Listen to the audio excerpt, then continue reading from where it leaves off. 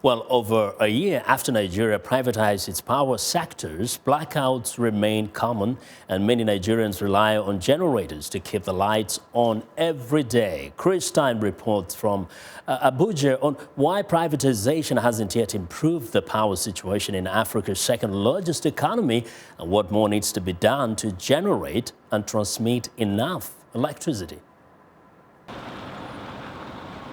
The only thing reliable about Nigeria's power supply is its unreliability. From the megacity Lagos to the national capital Abuja to state capitals like Yola in the northeastern Adamawa state, the lights are frequently off. Families and businesses that can afford them rely on generators. The rest of Nigerians make do with open-air flames for light and cooking. Idris Abubi says he pays for electricity, but gets it only for a fraction of the day. After you pay, there is no light. Highest, if they give you light, 5 hours, 3 hours. Highest is 5 hours. Nothing more than 5 hours. Like now, in my area, they normally bring lights midnight to maybe 6 in the morning. Highest is 7.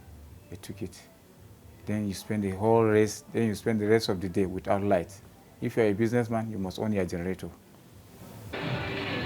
Nigeria began privatizing its power sector in 2010, handing over state-owned distribution and generation companies to investors in an effort to improve power supply and transmission.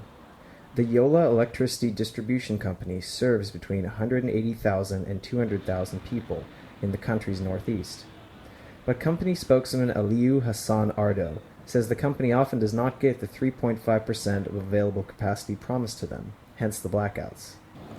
We have been battling with little allocation, low allocation of electricity because of the low generation, and sometimes also a lack of giving us the right megawatt of electricity. For example, we have never been given that 3.5% allocation of available capacity, even when the capacity is around 3,000 or 4,000 per megawatt. Nigeria's power generation lags behind the demands of its own economy, which is Africa's largest. The sounds of generators are ubiquitous. Nigeria-based surveyor NOI Polls reported that in 2013, 81% of Nigerians used alternative sources for electricity other than the national grid. Idayat Hassan, director of the Center for Democracy and Development in Abuja, says rundown power plants have continued to hold back the energy sector, which is vital for job creation.